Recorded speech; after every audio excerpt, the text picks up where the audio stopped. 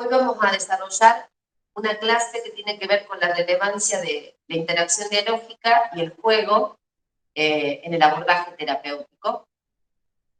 Si bien esto lo hemos dicho desde el inicio del desarrollo de la asignatura, porque sabemos que la interacción dialógica es parte de todo el proceso que llevamos adelante en relación a la praxis clínica, desde el momento en que recibimos a una familia que llega a nosotras por alguna inquietud, alguna preocupación, en el proceso de evaluación diagnóstica con esa niña, niño o adolescente. Por supuesto, también es fundamental en el abordaje terapéutico, y entonces eso es lo que vamos a tratar de demostrar hoy, ¿no? Es necesario gestar instancias interactivas que apuesten al diálogo para promover la comunicación y el despliegue del lenguaje. Y vamos a valernos de distintos autores y autoras que nos permiten argumentar estas ideas, por ejemplo, Michel Petit, que dice que cuando los adultos le hablan a un niño o a una niña, intentan presentarle el mundo para que pueda convertirse en un espacio habitable, ¿sí? Que las niñas y los niños tienen competencias lingüísticas, pero que logran desplegarlas y enriquecerlas a través del encuentro con una persona adulta, en la intersubjetividad compartida, en el espacio del diálogo, y porque las palabras y los relatos les permiten a las infancias construir sentido, cargar de significación sus vivencias, el mundo, los sujetos que son parte de él, y de esta manera, digamos, puede construir sus propias ideas a partir de esa presentación, que somos más grandes, hacemos de este mundo al cual han llegado para vivir. Por supuesto, valoramos la comunicación entendiendo que excede al despliegue del lenguaje, porque como dice Herbert Orecchioni, la comunicación es multicanal, plurisemiótica, es decir, las personas cuando nos comunicamos nos valemos de distintos recursos, no solo las palabras, que serían los recursos lingüísticos o verbales, sino también los recursos no verbales paraverbales. Y esto es muy importante porque en el caso de esta asignatura trabajamos la clínica vinculada a la infancia y a la adolescencia y aquellas personas que están en proceso de desarrollo, crecimiento y aprendizaje, que además no cuentan con los mismos recursos lingüísticos que nosotras. Entonces, esta posibilidad de validar su participación, su intencionalidad comunicativa y los recursos que despliegan en el intercambio implica reconocerlos como interlocutores válidos, más allá de las dificultades que pudieran presentar en sus producciones lingüísticas. Necesitamos de la interacción dialógica, además, porque lo que queremos es promover el lenguaje. Y sabemos que el lenguaje se adquiere en el contexto de la comunicación verbal, en las prácticas sociales que desarrollamos las personas, en el encuentro con la comunidad, con la cultura, y para eso nos valemos de las ideas que ofrecen tanto Vygotsky como Brunner. Fer, quieren entrar algunas estudiantes, ingresar, fíjate. Ahí las admití, gracias. No, de nada. Decía que nos valemos de la teoría histórico-cultural y el subjetivismo de Brunner, porque entendemos que las interacciones sociales son fundamentales para la promoción del lenguaje en la infancia y la adolescencia. Y además, los autores consideran que es fundamental el rol que cumplen las personas adultas, ¿sí?, en esas interacciones a través de las distintas intervenciones que pueden realizar.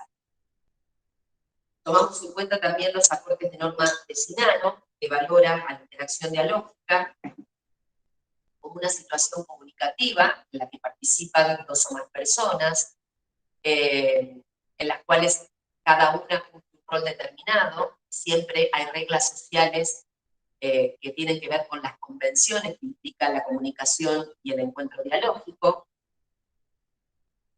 y que resalta que el discurso dialógico, ¿sí?, es la co-construcción que han hecho quienes han participado de esa interacción. Esto es importante porque analizar, ¿sí?, los intercambios que compartimos con niñas, niños y adolescentes nos va a permitir generar mejores intervenciones y diálogos más eficaces en relación a los objetivos que nos propongamos y aquello que queramos lograr a través de esa propuesta que le hacemos a una niña, niño o adolescente.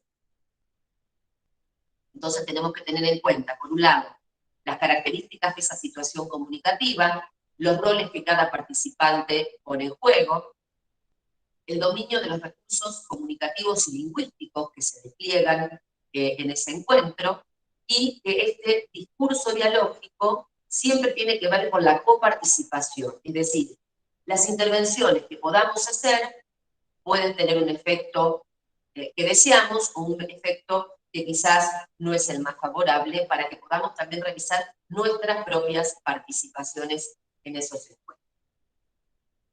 Es importante también tener en cuenta que las situaciones comunicativas difieren, ¿sí?, por el contexto en el que suceden, por los participantes que se incluyen en ellas. Si hablamos específicamente de la clínica del lenguaje en la infancia y la adolescencia, ALIDE también nos brinda aportes interesantes a tomar en cuenta, como el campo, el tenor y el modo. Si pensamos en el campo, que tiene que ver con el tema, ¿sí?, del cual se está hablando en ese diálogo compartido, podemos pensar en distintas actividades que motiven, ¿sí?, esa temática, objetos literarios, objetos lúdicos, lectura, escritura, digamos, distintas actividades que proponemos para generar ese encuentro, ese diálogo y una temática sostenida en la comunicación. El tenor tiene que ver con la relación que existe entre esos participantes. En el caso de la clínica es una relación muy singular. Por un lado, somos personas adultas que dialogamos con niñas, niños o adolescentes, y además se trata de un vínculo terapéutico, ¿sí? Que no es lo mismo lo que sucede en el contexto del hogar, por más que haya personas adultas con su familia, y en el contexto de la escuela, donde también están las y los docentes, pero el vínculo gestado tiene que ver con lo educativo. Y el modo tiene que ver con las formas específicas de esa interacción. En nuestro caso, es un encuentro cara a cara, sostenido en la oralidad, bueno, salvo este tiempo excepcional que hemos vivido, y que, bueno, nos hemos encontrado, pero a la distancia con la mediación de las pantallas. Nos interesan también los aportes de Brunner en relación al concepto de formato y de andamiaje, ¿sí? El formato como el microcosmos definido por reglas en el cual niñas, niños y personas adultas comparten actividades entre sí o dirigidas el uno para el otro, y el andamiaje que tiene que ver con la intervención que tiene que hacer la persona adulta, en nuestro caso como terapeutas, y que tiene que ver con estructurar y sostener, ¿sí?, esa propuesta que se realiza con la intención de promover el desarrollo y el aprendizaje. Es interesante también el concepto que propone Brunner de los formatos asimétricos, es decir, cuando las personas que participan de ese intercambio no cuentan con las mismas habilidades. En el caso de niñas y niños pequeños, tenemos que recordar que están en proceso de adquisición del lenguaje, ¿sí? Entonces no cuentan con los mismos recursos lingüísticos, y que además se supone que tienen una dificultad, una problemática o una perturbación. Entonces tenemos que considerarlo para pensar en los modos de intervenir en esas circunstancias. Por supuesto, también nos interesa el concepto de zona de desarrollo próximo de Vygotsky, porque sabemos que es en ese espacio donde deben gestarse las intervenciones terapéuticas para que niñas, niños y adolescentes pasen desde la zona de desarrollo real a la zona de desarrollo potencial. En nuestro caso lo vamos a pensar en el proceso de adquisición del lenguaje, de lo que esa niña, niño o adolescente puede, que es lo que queremos lograr que pueda un poco más, a partir de nuestro acompañamiento, de nuestro sostén y de nuestras intervenciones. Tomamos en cuenta los aportes de Regina Freire, que entiende que quienes son fonoaudiólogas y fonoaudiólogos deben operar como intérpretes. Si consideramos que el discurso de un sujeto es interpretable, lo que quiere decir es que consideramos que tiene sentido, y que nuestro trabajo es poder justamente poner palabras allí, resignificar, reformular, ¿sí? Validando a ese sujeto como un interlocutor válido en la interacción. Y entonces, tomando en cuenta estas ideas, es importante que podamos revisar y reflexionar acerca de esos intercambios que compartimos con las niñas y los niños, entendiendo que nuestras intervenciones, palabras, discursos, preguntas, van a, si las hacemos de la manera más apropiada posible, van a promover efectos terapéuticos en el desarrollo del lenguaje. Si no conseguimos hacerlo, lógicamente esos objetivos van a ser un poco más dificultosos. Y para eso lo que tenemos que pensar es si esas intervenciones que estamos realizando operan como procesos de continuidad dialógica, es decir, dan lugar a la participación, a la palabra y al despliegue lingüístico de ese sujeto, o si por el contrario funcionan como procedimientos de ruptura dialógica que impiden o obstaculizan la participación de ese sujeto en el intercambio comunicativo. Dentro de los procedimientos de continuidad dialógica tenemos la repetición o la reformulación del enunciado infantil, que es lo que tiene que ver con lo que proponía antes Regina Freire, es decir, a partir del decir de esa niña o ese niño, lo repetimos, lo reformulamos y de ese modo le devolvemos el modelo de lengua para que pueda ir apropiándose y construyendo su propio lenguaje y mejorando su producción de lingüística. La realización de par pregunta codificada iniciada con pronombre interrogativo y conduce una respuesta de comportamiento sintáctico no es ni más ni menos que las preguntas abiertas, ¿sí? Que dan lugar a que esa niña, niño o adolescente pueda decir, pueda tomar la palabra, contar, relatar, describir. Los enunciados que ofrecen información como alternativas, como sugerencias, esto podemos tenerlo en cuenta cuando a veces la niña o el niño se queda sin posibilidad de responder, entonces es una manera de habilitar y darle lugar a que pueda decir algo con ciertas ayudas o facilitaciones, y por supuesto todos los agregados de información o comentarios que hacemos que amplían, digamos, el vocabulario, lo que se conoce acerca de los objetos, sujetos o el mundo del cual estamos hablando, para que las niñas y niños puedan ir tomándolo y apropiarse así de su lengua materna y enriquecer su propio lenguaje. Los procedimientos que provocan ruptura dialógica, que no favorecen la participación de las niñas, niños y adolescentes en el contexto del diálogo, tienen que ver con los cambios bruscos de tema, con los desplazamientos temáticos, es decir, se está sosteniendo un determinado tema, o la niña o el niño está hablando de algo y rápidamente nosotras corremos el eje y eso puede dar lugar a confusión, sin contar que esa niño o adolescente puede creer o considerar que no estamos prestando atención a lo que dice o que lo que dice no nos parece importante o relevante. Realizar preguntas cerradas. Preguntas cerradas conducen a un sí o un no, no permiten el despliegue del lenguaje en la interacción. La realización de una pregunta detrás de la otra también genera confusión, porque ese sujeto no sabe a qué responder de todo lo que le hemos planteado. Y también los enunciados que denotan que no hemos comprendido lo que la niña o el niño ha dicho.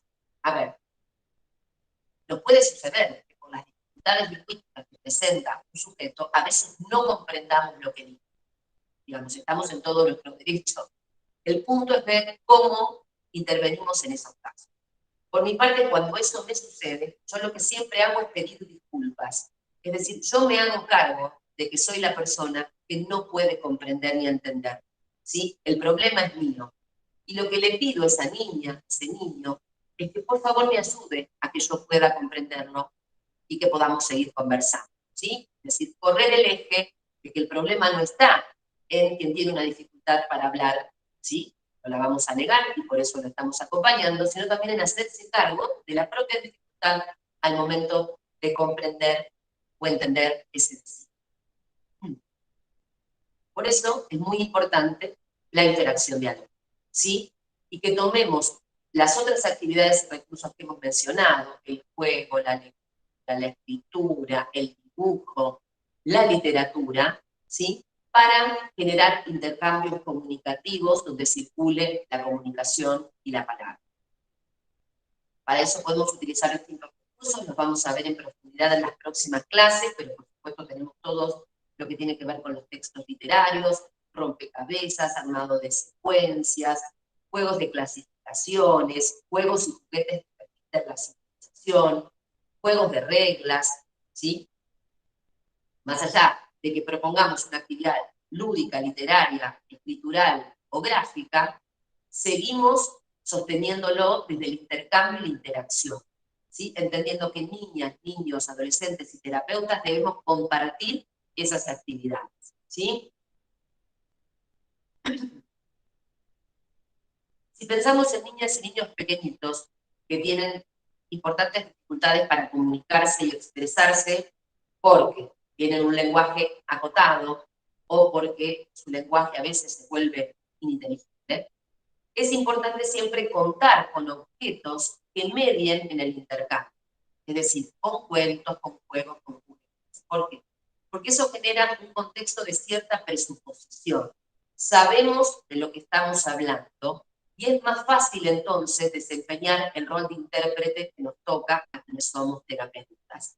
Y también es facilitador para ese sujeto que, si no encuentra alguna palabra o si esa palabra le resulta dificultosa de ser dicha, puede remitirse a los objetos que aparecen de manera concreta, ¿no? O puede también ser, digamos, de forma figurativa, si hablamos de material icónico.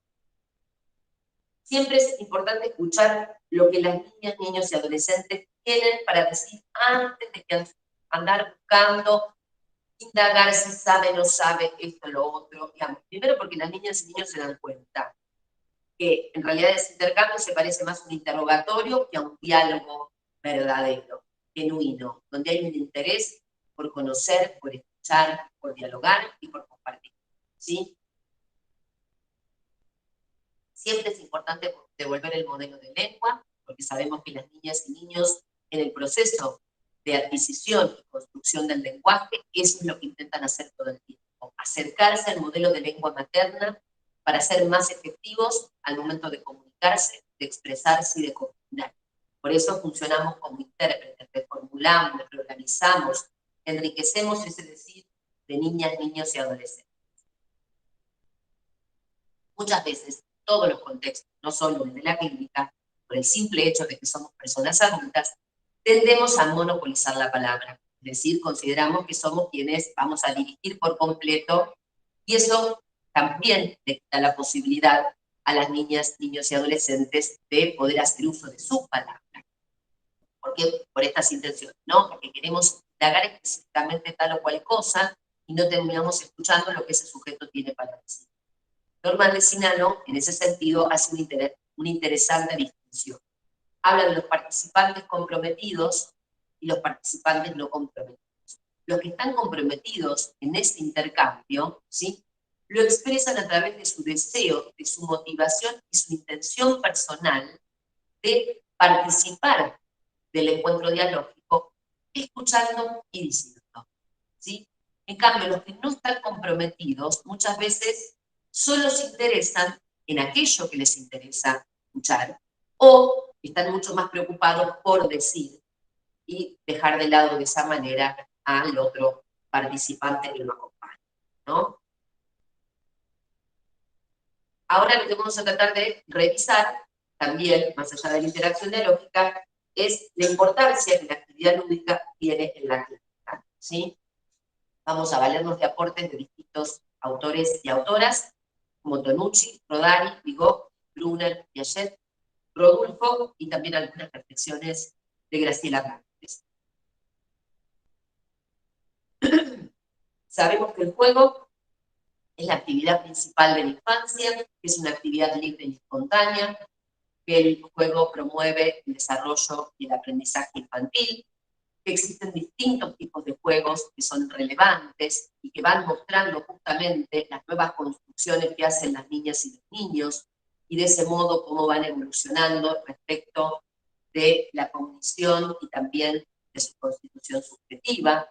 Sabemos que el juego permite hacer intervenciones terapéuticas, también en otros contextos educativas, tratando de mostrarles a las niñas y a los niños que los errores son parte del proceso y que eso no constituye un fracaso. Entonces, permite aprendizajes sin presiones.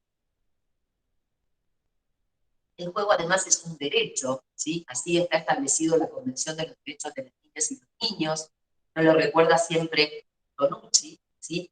Que por lo tanto debemos también respetar los espacios de juego y promover que las niñas y niños puedan participar de distintos escenarios lúdicos en el contexto del consultorio, pero también en el contexto del hogar, en la escuela y en otros espacios que pudieran habitar. Rodari habla de la importancia que tienen los juguetes en la vida de las niñas y los niños. No solo se refiere a los juguetes que podamos comprarles o que puedan adquirir, porque sabemos que muchas veces un objeto con el que cuentan las niñas y los niños se convierte en otro diferente, gracias a la posibilidad de simbolizar, de representar y de crear, y entonces él cuenta mucho de lo que dice, digamos, desde el psicoanálisis, que a través de esos juegos de ritualizaciones y simbolizaciones, las niñas y los niños pueden ir tramitando situaciones difíciles que se les presentan, conflictos que son complejos de resolver, ¿sí? En la vida cotidiana, pero que a través del juego pueden empezar a anticiparse a esas situaciones y tratar de encontrar soluciones a esas circunstancias difíciles que están enfrentando. Rodari también insiste con la importancia de poder crear historias a partir del juego y del uso de objetos y juguetes, y dice que ahí también es muy importante el rol que cumplen las personas adultas, porque contamos con más años de vida, con algunas experiencias vividas, y entonces podemos promover a la invención y a la creatividad en las niñas y los niños. Podemos mostrarles algunos modos de jugar y de crear, ¿no? Aclaren siempre que para que eso resulte efectivo, lo que hay que hacer es estar a disposición de las niñas y los niños. No es que es simplemente imponer una manera de jugar, sino acompañar brindando los saberes, las experiencias y las vivencias que tenemos quienes ya somos un poco más grandes.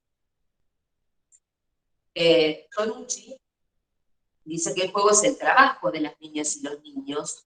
Tiene una frase muy bonita que dice que jugar es la posibilidad de recortar un trocito de mundo y manipularlo, solo o acompañado de amigos, sabiendo que donde no se pueda llegar, se puede inventar, ¿sí? Esto es la posibilidad que da el juego, como también en algún sentido lo promueve la literatura, esto de crear otros mundos posibles o resignificar los ya existentes.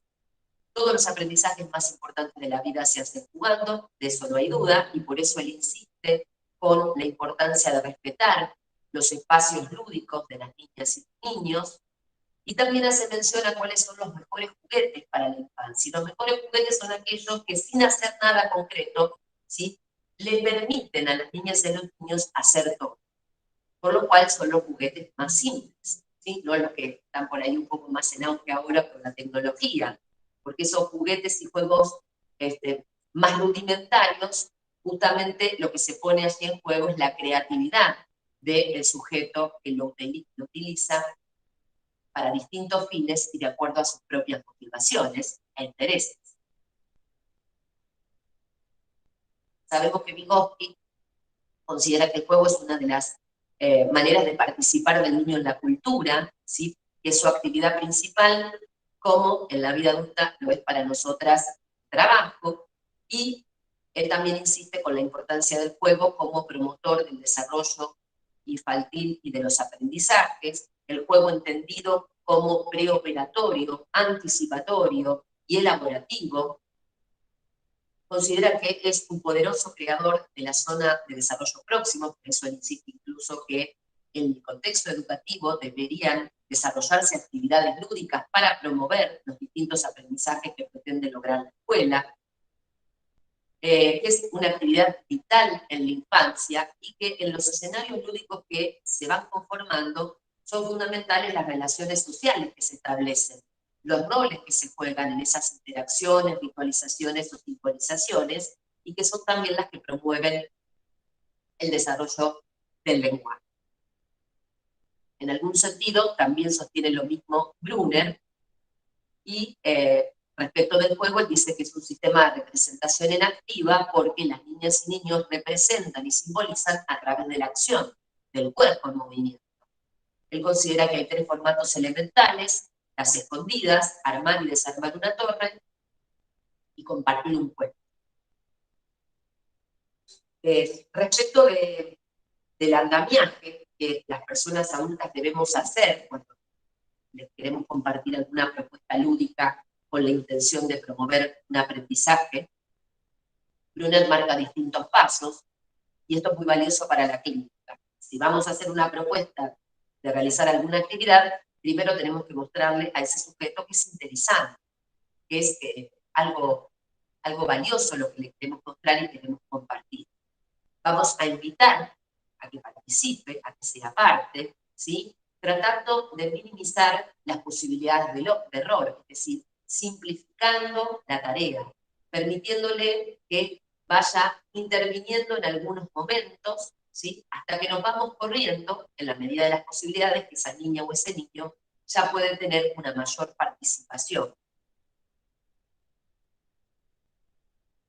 Luego, ese juego puede ser desempeñado por completo por ese sujeto, aparece en escena la instrucción verbal, que es muy importante porque tiene que ver con la incorporación del conocimiento adquirido y ahora también el conocimiento verbalizado. Sabemos que cuando damos instrucciones a través de nuestro lenguaje, eso tiene una complejidad en la comprensión, las reflexiones y el ordenamiento de las acciones de la tarea que se propone hacer.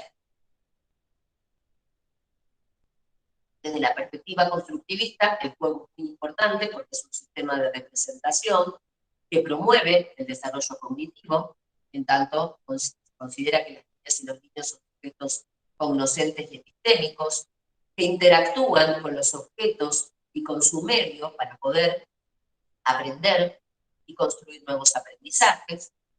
Piaget considera la importancia de 3 tipos de juegos: los juegos de ejercicio, los juegos simbólicos y los juegos reglados. Desde la perspectiva psicoanalítica, sabemos que la actividad lúdica es fundamental en el proceso de constitución subjetiva. Se entiende que el jugar no es un capítulo biológico, las niñas y los niños no juegan por una necesidad fisiológica, sino por placer. Es diferente a lo que sucede con el abrigo, el sueño o la alimentación.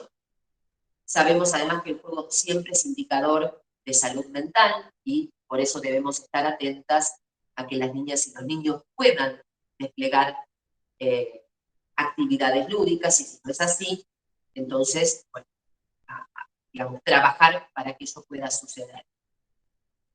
Hay juegos fundantes en la constitución subjetiva que tienen impacto en el desarrollo del lenguaje, hemos hablado de esto, y que tienen que ver con los juegos de las escondidas iniciales, el tras y el fordá, donde los bebés empiezan a trabajar esta separación de sus vínculos primordiales, empiezan a trabajar sobre esta diferenciación entre yo y no yo, y empezar a tomar distancia de los objetos y de los sujetos para que la palabra pueda acontecer y de esa manera pueda llamar, reclamar, preguntar, convocar. ¿Sí? Es necesario que para que el lenguaje suceda haya ciertas distancias y entonces el lenguaje pueda cumplir con su primera función primordial, que es la de comunicar.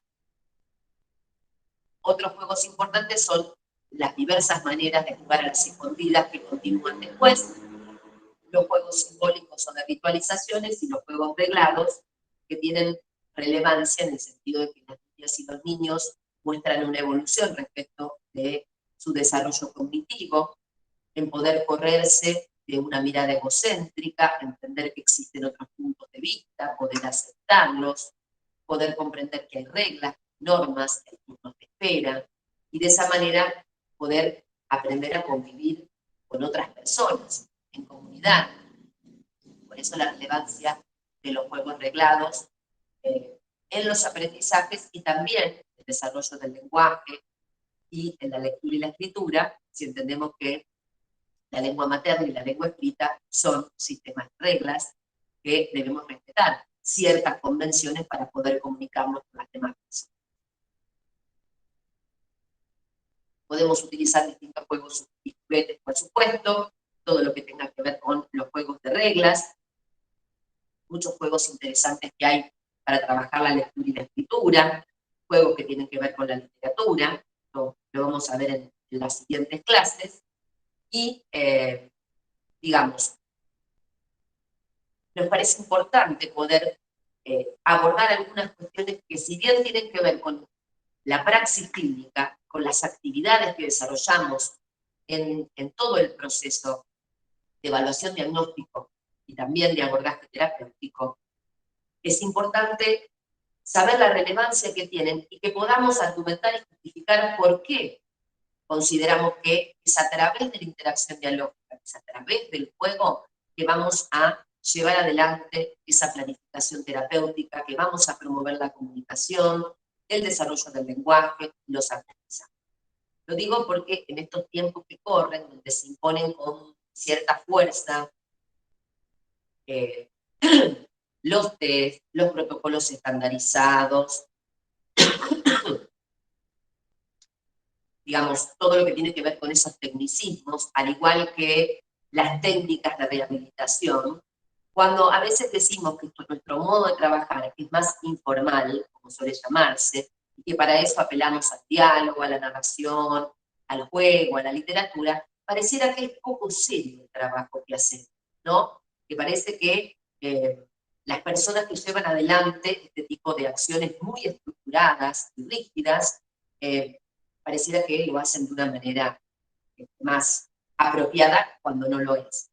Se lo comento porque, por ejemplo, me pasó hace poquito, un papá, yo había empezado a trabajar con su hijo hace unos meses, este muchachito recién ahora cumplió 4 años, y bueno, me hizo el planteo de que si el tratamiento, así fue sus palabras, siempre iba a ser así. Si lo que yo iba a hacer con este niño era siempre jugar, o trabajar con cuentos, porque ellos eso ya lo hacen en su casa. Digamos, bueno, tuve que explicarle, digamos, que lo que se hace en el espacio del consultorio, perdón,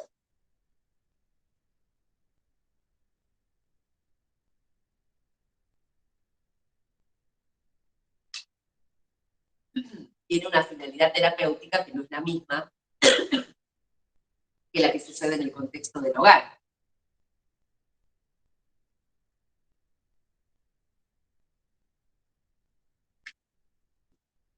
Está muy bien que las familias jueguen con sus hijas, con sus hijos, y tuve que explicarle cuáles eran las finalidades y los objetivos en relación a lo que estábamos trabajando con esos juegos o con esos cuentos. Sin contar que, bueno, también tuve que explicar que se trata de un niño pequeño y que el abordaje más respetuoso, incluso de distintos espacios terapéuticos que no solo tienen que ver con la fonoaudiología, apuestan justamente a la actividad lúdica, porque sabemos que promueve el desarrollo y el aprendizaje. Explicarle que es a través de la interacción, de los intercambios comunicativos, de los relatos, del modelo de lengua que le ofrecemos, que las niñas y los niños adquieren y construyen su lenguaje, y no a través de una repetición mecanizada, que quizás era algo así lo que suponía su papá. Pero lo digo porque son algunas cuestiones que suelen suceder.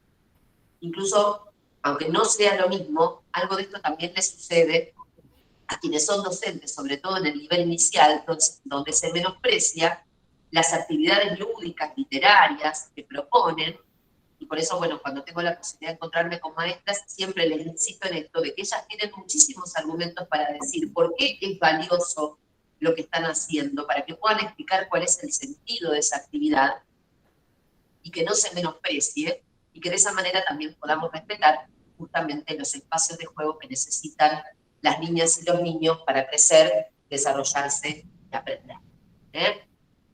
Fer, ¿puedo hacer un comentario? Sí, por supuesto. que está bueno también posicionar y plantear esta forma de trabajar en el primer encuentro, en la primera entrevista, que asista, bueno, quienes consulten por esa niña o ese niño, bueno, explicar un poco el modo de trabajo que se va a ir desarrollando. Creo que tiene que ver con esto del encuadre también, cuando uno hace un encuadre de trabajo y, bueno, plantea ciertos requisitos como el tema de, bueno, del horario, de quién lo va a acompañar, de que si es un niño pequeño que primero puede entrar a las consultas, después se puede ir dejando un poco la puerta abierta, como para que, bueno, entren y salgan la persona que lo acompañe. Creo que también el modo se puede aclarar, porque a veces tiene que ver con el desconocimiento. Bueno, es la primera vez que yo consulto con una fonoaudióloga o un fonoaudiólogo, entonces es comentar un poco el trabajo que se hace y cómo se lleva adelante. Sí, sí, es verdad. Es importante hacer todas esas aclaraciones para evitar algunos malos entendidos, porque es cierto, puede haber quien haga un reclamo porque, bueno, no comprende, no sabe de qué se trata realmente el abordaje, bueno, y hay otras personas que a lo mejor sí lo pueden poner en discusión porque tienen algunos otros conocimientos y porque, bueno, de alguna manera siempre lo que está asociado al juego, que sí tiene que ver con un poco más de libertad, de informalidad, a veces no es bien visto, ¿no? Es preferible a alguien que replique ciertos tecnicismos, y entonces pareciera que esa persona sabe más o es más seria en el trabajo que está haciendo, que en realidad no tiene nada que ver con eso, pero digamos, está esa mirada también presente.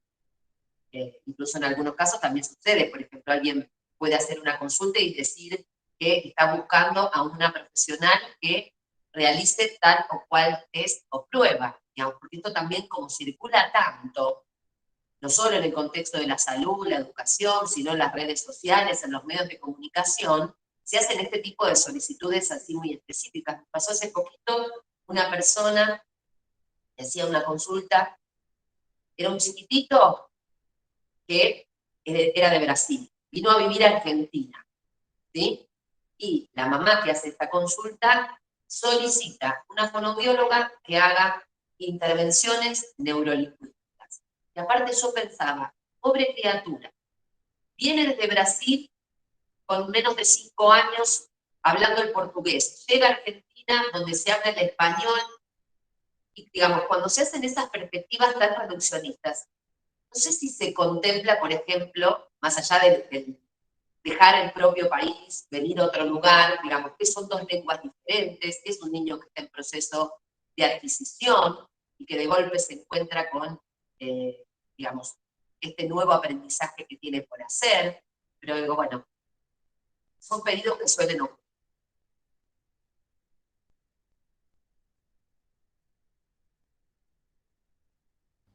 Bueno, Fer, ¿pero qué pasó con este papá?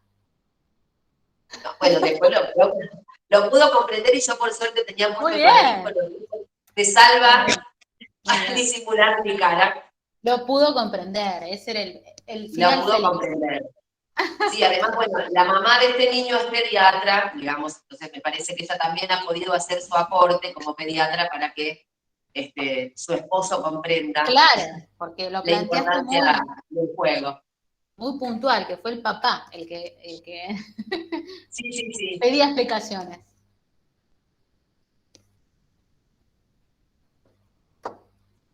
Esto que vos decís del juguete y del juego, además, recuerdo a Tomás, un pacientito que también necesitaba, evidentemente era una sugerencia muy imperiosa de mi parte que pudiera jugar con su papá, ¿no? O su mamá, que hubiese más juegos, sobre todo con su papá, sí, particularmente.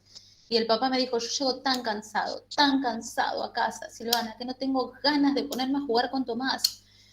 Entonces le digo, sentate en el piso y que él juegue con vos. O sea, no hace falta ningún juguete, ni siquiera intermediario. Con que vos te sientes en el piso y que él use tu cuerpo para jugar con vos, ya es suficiente. Tomás va a estar agradecido de eso. Por eso digo, a veces no es el juguete, sino la intención, el intercambio, la relación con el otro, la puesta en juego de esa relación padre-hijo. Sí, y el tiempo compartido, que es lo que El quieren las niñas y tiempo, niños. exacto, ese tiempo de mirada, de juego, de escucha, un ratito. Sentate en el piso y lo enseguida va a ser de caballito, va a jugar a la montaña, va a hacer algún juego seguramente. Te va a tirar la pelota. Y no necesariamente tenés que ir al patio a patear o ponerte a jugar al ajedrez con el nene o un rompecabezas que vos venís cansado ya de trabajar todo el día. Así que bueno, o el cuento a la noche también. Esto de que, ay, no, pero a la noche estoy cansada. Bueno, ojeen un libro entre los dos, en la cama. No es mucho esfuerzo el que les pedimos. Más allá de que esto no se dice, ¿no?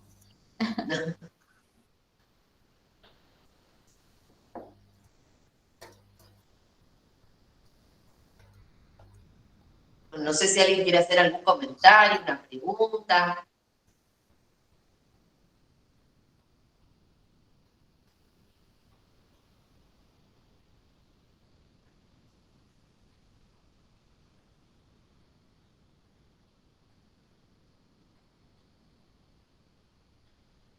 En las siguientes clases vamos a desarrollar los recursos, digamos, el planteo de posibles objetivos, los recursos, las actividades. Vamos a mostrarles directamente algunos juegos, juguetes o recursos literarios para poder abordar distintas problemáticas que pueden suceder en el desarrollo del lenguaje.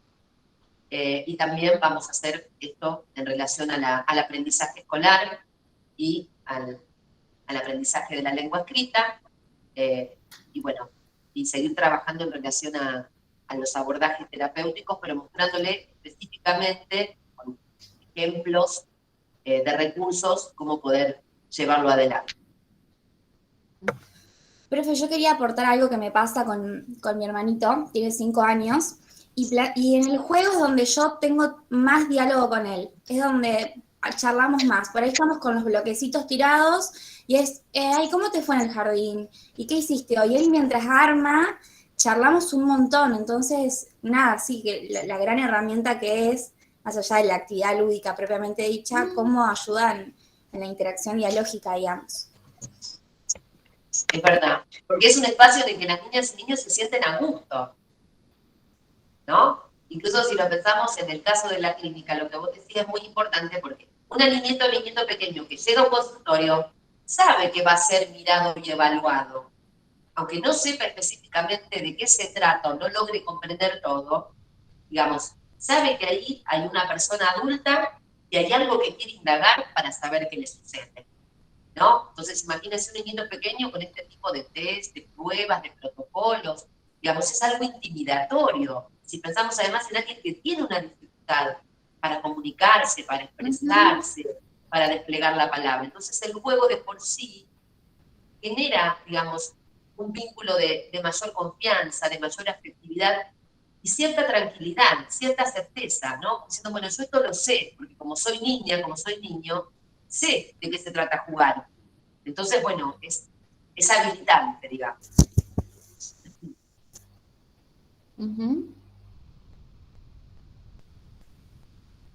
Sí, digamos, mientras más amena hagamos la situación, mejores resultados vamos a tener, digamos, mientras más cómodo se sienta, vamos a tener mejores resultados.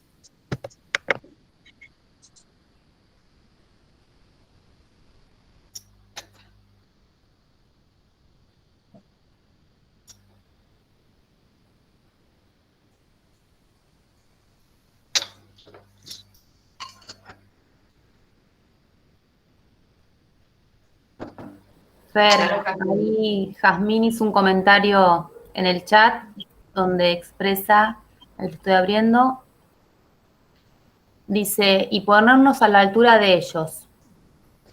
Por supuesto, eso también los niños se dan cuenta. Por eso insistimos con esto del compartir, de que las actividades que les proponemos realmente sean compartidas. No es que yo te digo a vos lo que vos tenés que hacer, porque yo soy más grande, porque yo sé, porque yo soy fonoaudióloga, porque yo soy terapeuta.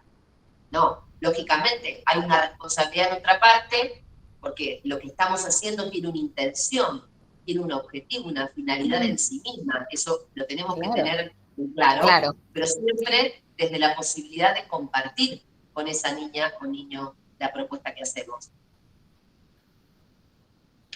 Sí, profe, y también pensaba esto de cuando vos hablabas, que tengas ganas de volver al consultorio con nosotras. Es súper importante eso también, que no lo vea, digamos, como que va a que lo ayude a hacer tal cosa, sino que lo vea como algo ameno, que tenga ganas de volver. Exacto. Incluso, bueno, me hiciste acordar, hablando con este papá, que a veces pasa con otros, queda como esta lógica de que el lenguaje se aprende un poco a repetición, ¿no? Hay que hacer también ahí todo un trabajo con la familia, que no se trata de andar corrigiendo, que así, digamos, no es que el lenguaje se puede enseñar y aprender, bueno, y esto que hablamos siempre, que la familia también puede ofrecer el modelo de lengua, ampliar lo que esa niñita o niñito ha dicho, enriquecerlo con nuevas palabras, con nuevas expresiones.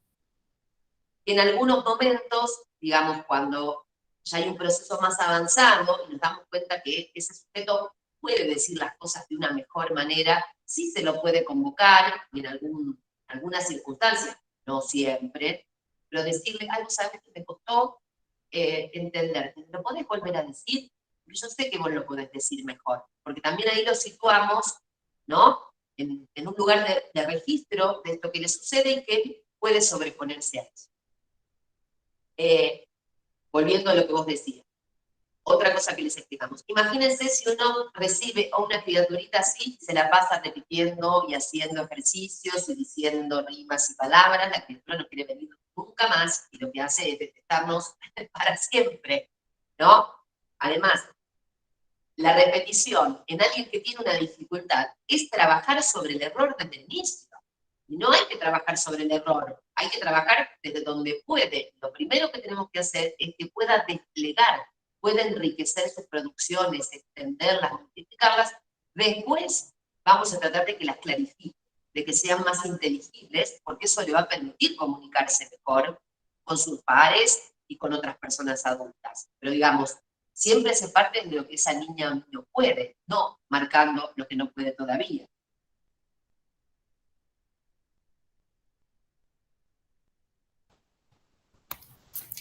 También tener en cuenta que el primer encuentro con el niño, con la niña, también tiene que ser un espacio de conocimiento de tanto de uno y el otro. Entonces, en esa primera instancia o la primera sesión no vamos a poder evaluar todos los ejes, no vamos a poder, digamos, hacer jugar a todo, tomar el listado de palabras. Entonces, también controlar nuestra puesta en escena ahí, o sea, nuestras ansiedades también en esos momentos. O sea, nos tenemos que conocer primero, tenemos que establecer un vínculo transferencial para después, hacer una evaluación específicamente. El tema de los tiempos también es importante en remarcar.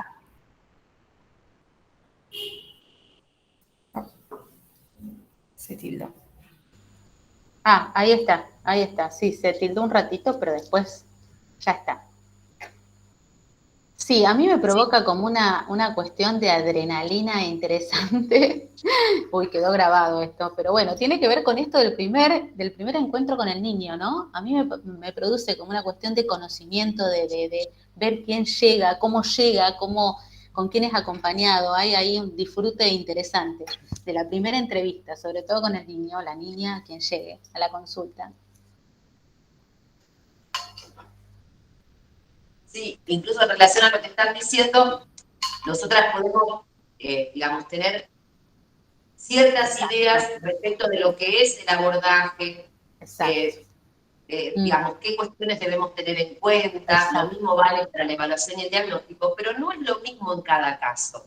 Les voy a dar un ejemplo, volviendo al niñito del que les hablaba. Un niño con un poquito lenguaje, las palabras que utiliza, digamos, se vuelve dificultoso comprenderlas porque, digamos, tiene un escaso repertorio fonemático y con esos fonemas que tiene se las ingenia para tratar de nombrar lo que para él es significativo y quiere contar.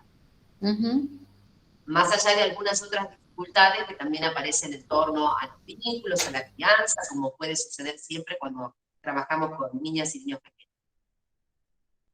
Nosotras les decimos que tomamos, digamos, como única herramienta formal, la lista de palabras. Yo a este niño no le puedo tomar la lista de palabras. Digamos, porque iría en contra de lo que yo pretendo en lo que nos costó armar ese vínculo para que se despegue de su mamá y su papá y se quede en el consultorio, en lo que le cuesta hablar y mostrar sus propias dificultades. La lista de palabras la tomaré en otro momento. Yo tomo registro de su decir para poder hacer interpretaciones de qué fonemas ha adquirido, cuáles faltan, qué dificultades aparecen en la combinatoria, cómo está ahora empezando a construir enunciados de mayor extensión, ¿no? Digamos, por eso hablamos siempre de atender a cada niño o niño en particular, a su singularidad, a la problemática que presenta y, por supuesto, al contexto que a veces puede acompañar y favorecer y otras veces entorpece un poco el desarrollo.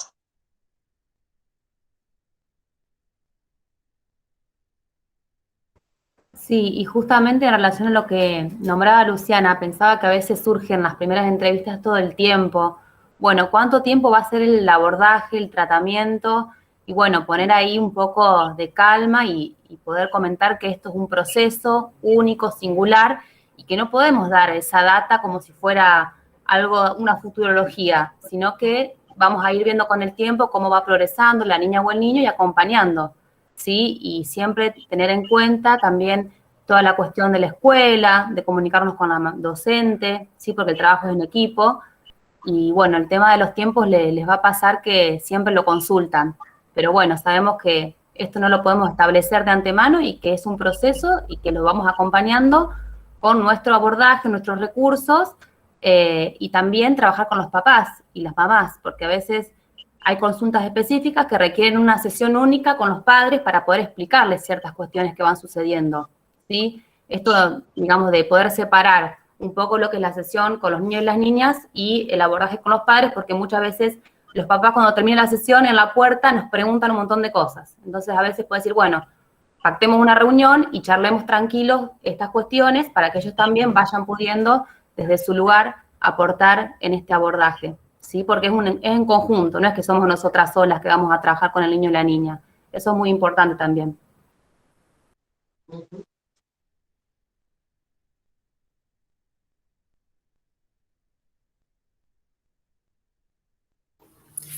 Esto que vos decís, Flor, me pasa particularmente de que a veces los papás hablan adelante de los niños y no está bueno porque justamente los padres demuestran ciertas preocupaciones que ven en sus hijos, ciertas demandas que no están buenas que el niño escuche, ¿no?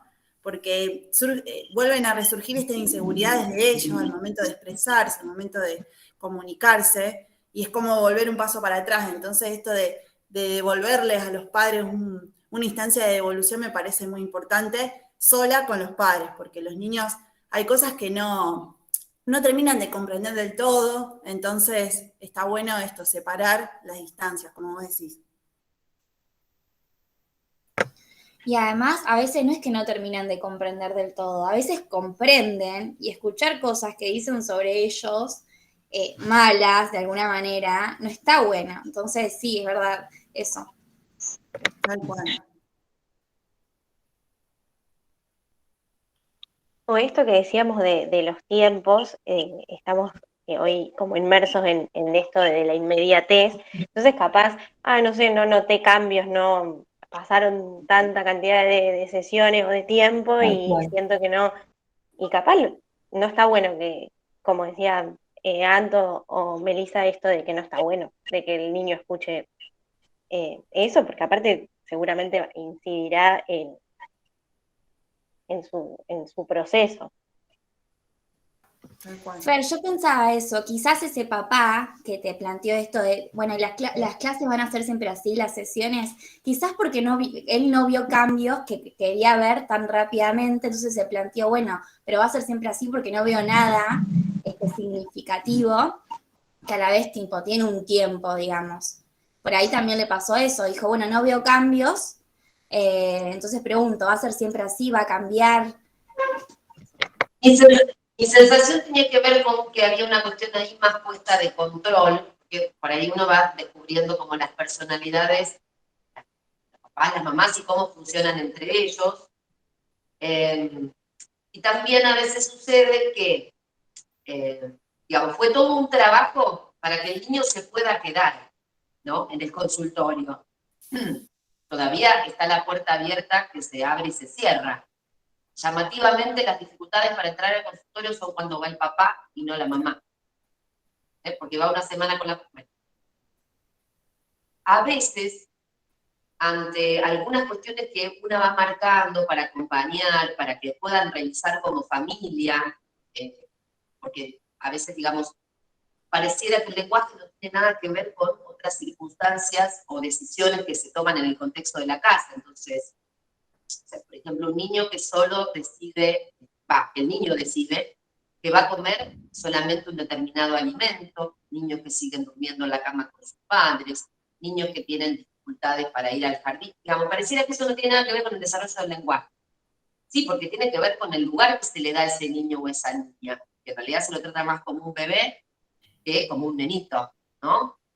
Con las dificultades para separarse, para constituirse como una persona distinta, ¿no? Y todo lo que implica eso en los aprendizajes. Entonces, a veces, como es difícil poder reconocer esas dificultades, es mejor decir que las dificultades están en otro lugar. ¿Se entiende? Porque así yo no me hago cargo de la parte que me toca porque soy el papá. Mejor digo esto, digamos, o cuestiono lo que se está haciendo porque considero que es más fácil para mí. Digamos, era muy, muy clara la diferencia entre la actitud que tomaba la mamá y la actitud que tomaba el papá en relación a las dificultades que estaban teniendo como familia también para acompañar a su hijo, más allá de la problemática lingüística. Esa fue mi sensación. Claro, como que no se hacían Además, cargo de lo que sucedía en es la algo casa. muy individual. Perdón, te digo una cosa, ahora que me estoy acordando. Sobre todo, problemáticas del aprendizaje. Ahí saben quién puede caer en la trampa, digamos, la escuela. Nosotros cuestionamos a la escuela, cuestionamos al sistema educativo, decimos que hay que respetar los tiempos de aprendizaje, pero si la familia, la única, digamos, causa que va a encontrar el problema en la escuela, no vamos a colaborar con el proceso de enseñanza-aprendizaje de ese niño, porque todos algo vamos a tener que aportar, el que es terapeuta, la que es docente, la mamá y el papá, digamos, porque a veces es fácil buscar la culpa por fuera, responsabilizar, y si cambiamos de escuela, posiblemente tengan los mismos problemas en la otra escuela, porque hay cuestiones que tienen que ver con el sistema, y no es que vamos a 10 escuelas que suelen combinar, si van a esas, no va a haber ninguna dificultad, ¿se entiende? Es como un modo de desimplicarse también, y es fácil caer en la trampa de culpar a alguien por fuera para no acusar recibo de lo que hay que hacer como familia que tiene que acompañar siempre una niña o un niño. Perdón, ahora sí te escucho. Claro, decía que no se quieren hacer cargo de lo que sucede en la casa y que con respecto a esto que vos decís que cada uno aporta, cada uno tiene que hacerse cargo de su responsabilidad, el colegio, la terapeuta, los papás, digamos, eso. Sí, eso se ve mucho, por ejemplo, digamos, son pistas para tener en cuenta. Familias que ya han pasado por muchos y muchas terapeutas. Podemos tener siempre malas experiencias, por supuesto. Pero cuando hay tantos cambios tan pronto, siempre da la sensación de que es gente que algo termina encontrando y no se conforma y siempre busca, digamos, un nuevo espacio. Eso no quiere decir que no reconozcamos las limitaciones, las dificultades y demás. Pero también tenerlo claro porque si no es muy frustrante el trabajo que tenemos que hacer.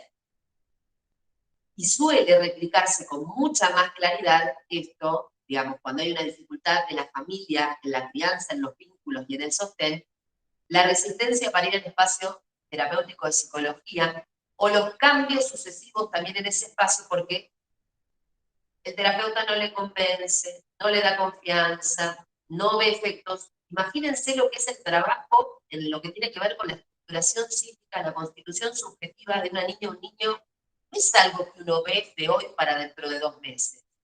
¿Se entiende? Por eso sí es tan importante, como decía Lu, Flor y Ando también, nosotras podemos especificar cuáles son esos avances que quizás pueden pasar inadvertidos para la otra persona porque no termina de comprender y porque no sabe y no tiene por qué saber, ¿no? Por ejemplo, usted a lo mejor le puede mostrar, por ejemplo, que adquirió nuevos fonemas, que ahora dice nuevas palabras, que hace otro tipo de combinaciones silábicas, que ahora ya no habla con 2 palabras unidas, sino que está intentando construir una frase y acercarse a la gramática de la lengua. No sé, digo ejemplos, digamos, y la familia a lo mejor lo desconoce y le podemos hacer entender que sí hubo avances, y más que por el trabajo que una está haciendo, siempre por esa niña o niño que está poniendo mucho esfuerzo allí para progresar, para comunicar, para expresarse más efectivamente, para enriquecer su lenguaje, ¿no? Y que haya una mirada de esa familia que puede reconocerle esos logros.